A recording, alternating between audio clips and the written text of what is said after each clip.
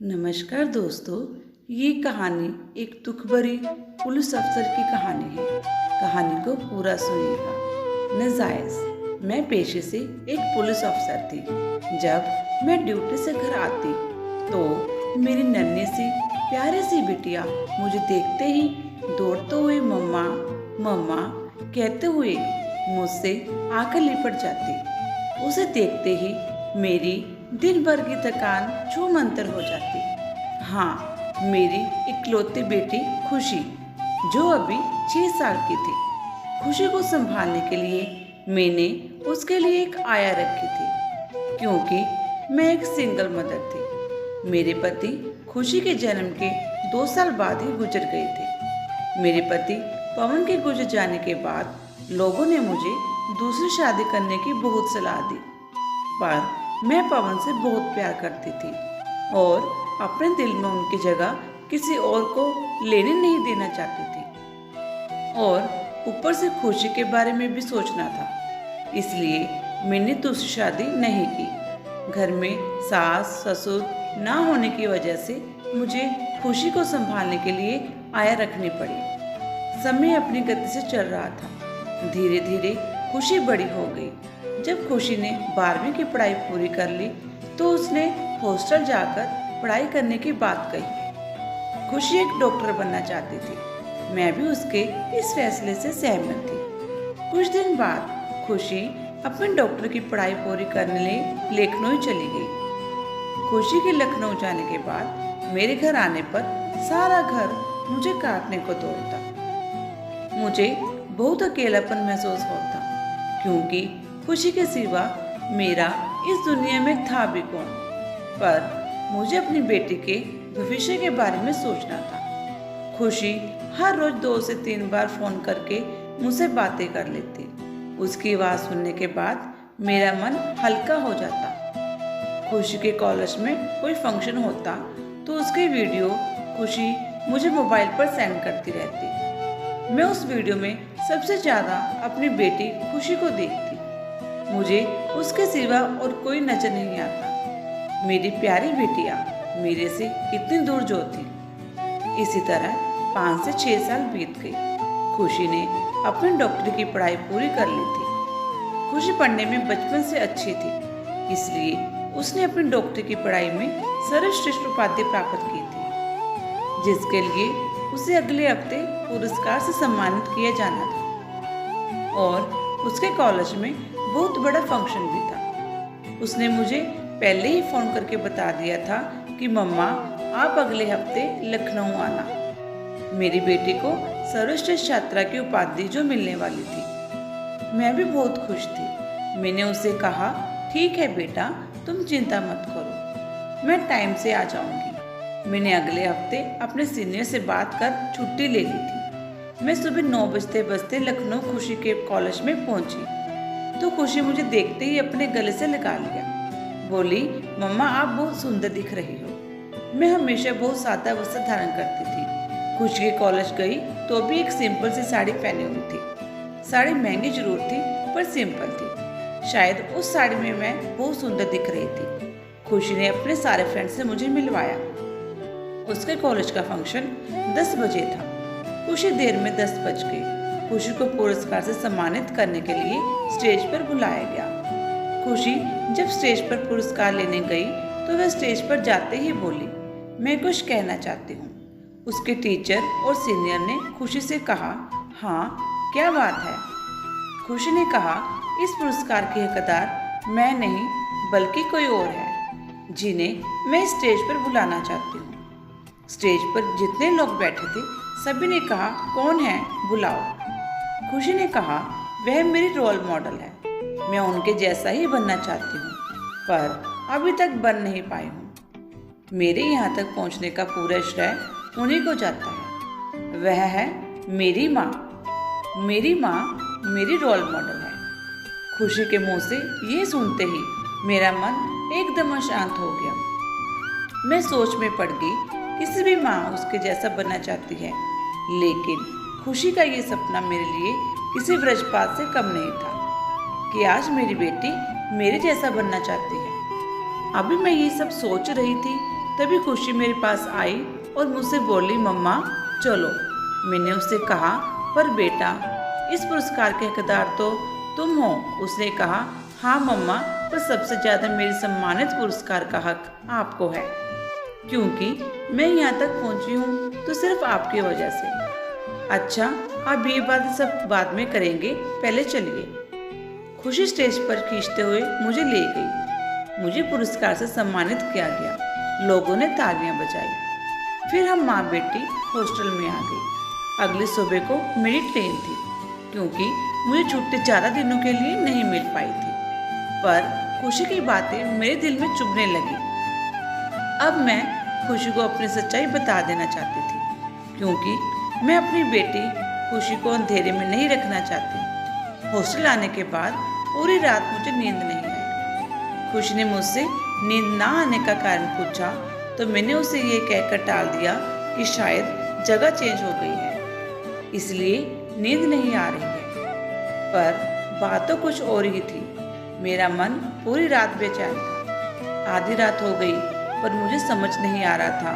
मैं आज खुशी को अपने अतीत की सच्चाई बता देना चाहती थी, पर अपने मुंह से कहने की हिम्मत नहीं जुटा पा रही थी। इसलिए मैंने कागज पेन उठाया और कांपते हाथों से लिखने लगी। खुशी मेरी प्यारी बेटी, मेरी दुनिया की सबसे खूबसूरत, तुम मुझे अपना रोल मॉडल मानती हो। यह तो मेरे लिए फख्र की बात है, पर जो मेरे साथ हुआ, भगवान ना करे कि किसी भी बेटी के साथ हो। आज मैं अपनी पूरी कहानी तुम्हें बताने जा रही हूँ। ये सब जानने के बाद शायद तुम्हारा मन मेरे जैसा बनने को कोसों दूर हो जाए। बिटिया, मैं गांव में पली बड़ी गरीब परिवार की इकलौती बेटी थी। मैं अपनी माँ की कोख में बरसों बाद पैदा हुई थी। इसलिए जब मैंने जवानी के दहलीज पर कदम रखा तो मेरे माँ बाप बहुत बूढ़े हो चुके थे। पिताजी की प्राइवेट नौकरी थी, इसलिए उनकी उम्र ढलने के बाद जब उनकी नौकरी छूटी तो हमारे घर में पैसों की तंगी होने लगी। हर छोटी छोटी बात पर पैसों को लेकर घर में किचकिच हो जाती। इसलिए मैंने ठान लिया कि मुझे कुछ बनना है, पर बनती भी तो क्या। किसी तरह मैंने अपना ग्रेजुएशन कंप्लीट कर लिया था। आगे बढ़ने के लिए बहुत पैसों की ज़रूरत थी, जो कि मेरे पास थे नहीं। इसलिए मैंने वह रास्ता चुना जिसमें कम पैसे लगे, और मैं पुलिस अफसर बनने के लिए अपनी तैयारियों में जुट गई। पुलिस अफसर में लेडीज़ के लिए सब इंस्पेक्टर का फॉर्म निकला था। मैंने उस फॉर्म को भर दिया। उसके बाद हर सुबह मैं 4 बजे उठती और कोसों दूर दौड़ने के लिए चली जाती, क्योंकि पुलिस बनने के लिए लंबी दौड़ की जरूरत थी। दौड़ने के बाद उधर से आती तो घर का सारा काम निपटा रिटर्न एग्जाम की तैयारी में लग जाती। मेरी तैयारी बहुत अच्छे से चल रही थी। एक दिन सुबह जब मैं दौड़ने के लिए उठी तो उस दिन रात को काफ़ी बारिश हुई थी और आसमान पर अभी बादल छाया हुआ था, जिस वजह से टाइम का कुछ भी पता नहीं चल पा रहा था। उस वक़्त मोबाइल का ज़माना तो था नहीं कि मोबाइल में टाइम देख सकूं, और मेरे घर पर लगी दीवार की घड़ी शायद एक दिन पहले ही खराब हो चुकी थी।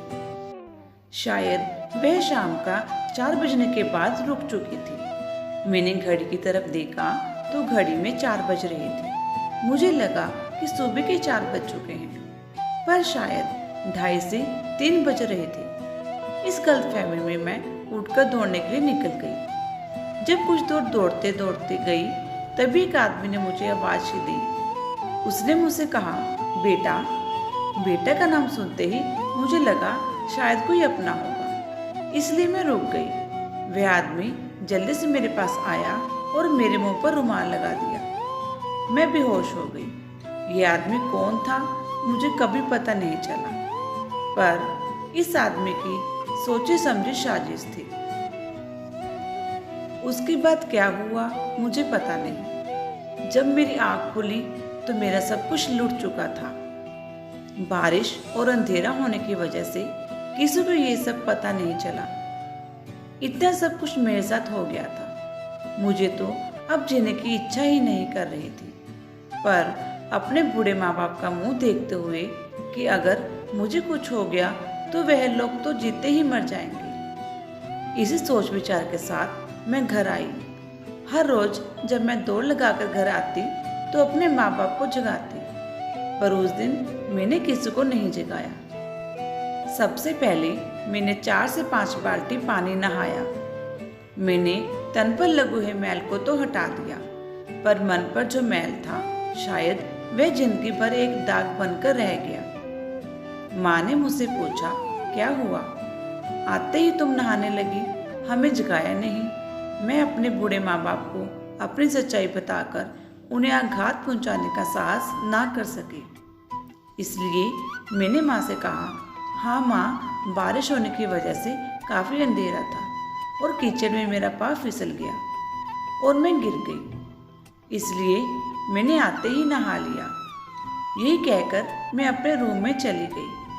उस दिन से तो मेरा पुलिस बनने का सपना ही टूट गया, क्योंकि इतना सब कुछ हो जाने के बाद मेरे अंदर क्षमता नहीं रह गई थी। माँ बाप ने कारण पूछा तो मैंने यह कहकर टाल दिया कि नहीं माँ, पुलिस बनना इतना आसान नहीं है, पर कोई ना कोई नौकरी तो करनी ही थी, क्योंकि मैं अपने माँ बाप की इकलौती बेटी थी और घर का खर्च चलाने के लिए कोई छोटी मोटी नौकरी तो करनी ही थी। इसलिए मैं अपने गांव के कुछ दूर तक एक प्राइवेट स्कूल था, वहीं पर पढ़ाने लगी। वहाँ पर मेरी मुलाकात तुम्हारे पापा से हुई। मैं जब स्कूल पढ़ाने जाती तो हमेशा गुमसुम रहती। एक दिन अचानक पवन मेरे सामने आकर बैठ गए। उन्होंने मुझसे पूछा, क्या हुआ? मैडम, आपको कोई प्रॉब्लम है क्या? आप ना तो किसी से बात करती हो और ना ही ज़्यादा हंसती। मैंने उन्हें यह कहकर टाल दिया कि मैं बहुत कम बोलती हूँ, पर पवन बहुत अच्छे इंसान थे। उस दिन से वे हर रोज़ मेरे पास बैठने लगे और मेरे बिना बोले ही वे जरूरत से ज़्यादा बोलने लगे। बातें करते करते दोनों की दोस्ती हो गई और वह दोस्ती प्यार में बदलने लगी। पर एक दिन अचानक मुझे पता चला कि मैं प्रेग्नेंट हूँ। यह जानकर तो मेरे पैरों तले से ज़मीन खिसक गई। अब मैं क्या करूँ, मुझे कुछ समझ में नहीं आ रहा था। मैंने ना चाहते हुए भी मेरे साथ जो दुर्घटना घटी थी पवन को बताया। ये सब सुनकर पवन भी सोच में पड़ गई। फिर भी उन्होंने मुझे सांत्वना देते हुए कहा, मीना, तुम चिंता मत करो, हम डॉक्टर के पास जाएंगे, शायद इसका निवारण हो जाए। अब हम सब हॉस्पिटल गए तो पता चला कि मेरा अबॉर्शन नहीं हो सकता, क्योंकि बच्चा 4 महीने से ज़्यादा हो गया था और मेरी जान को खतरा था। हम दोनों अपना मुरझाया हुआ चेहरा लेकर अपने अपने घर चले आए। मुझे तो कुछ समझ में नहीं आ रहा था कि मैं करूँ तो क्या करूँ। मैं 1-2 दिनों से स्कूल भी नहीं जा रही थी। पवन ने मेरे घर पर मुझे बुलाने लिए एक लड़की को भेजा। वह लड़की मेरी सहेली बनकर आई थी, ताकि मेरे माँ बाप को कुछ शक ना हो। अगले दिन जब मैं स्कूल गई तो पवन ने मुझसे कहा, मीना, एक फैसला किया है। मैंने पवन से पूछा, क्या? पवन ने कहा, यही कि मैं अब शादी करना चाहता हूँ। मैंने पवन से कहा, पवन, आप मेरी वजह से अपनी ज़िंदगी क्यों खराब करना चाहते हो? आपको तो पता है कि मेरे पेट में नाजायज़ बच्चा है। मेरे मुंह से नाजायज़ शब्द निकलते ही पवन ने तुरंत मेरे होठों पर अपना हाथ रखते हुए कहा, बस करो मीना, आज के बाद मेरे बच्चे को कभी नाजायज़ मत बोलना। और एक बात और, कोई भी बच्चा नाजायज़ नहीं होता, क्योंकि बच्चे तो भगवान के रूप होते हैं। पवन जैसे दिल के साफ और अच्छे जीवन साथी की कल्पना तो मैंने सपने में नहीं की थी कि पवन इतने अच्छे होंगे। पवन ने अपने घर वालों को मेरे घर रिश्ता मांगने को भेजा। मेरे माँ बाप को इस रिश्ते से कोई एतराज़ नहीं था। कुछ दिन बाद मेरी और पवन की शादी हो गई। मैं ससुराल आई, पर पवन को इस बात का हमेशा डर बना रहता कि हम दोनों का बच्चा दुनिया की नज़रों में समय से पहले पैदा हो जाएगा तो लोगों को क्या जवाब देंगे। इसलिए पवन मुझे लेकर अपने गांव से दूर शहर चले आए, जहां पर तुम्हारा जन्म हुआ। जब तुम 1 साल की हो गई तो तुम्हारे पापा ने मुझसे कहा, मीना, अब मैं खुशी को संभाल लूँगा, जाओ तुम पहले अपना सपना पूरा करो। यानी कि तुम्हारा पुरुष बनने का सपना था, तुम अब पूरा कर सकती हो।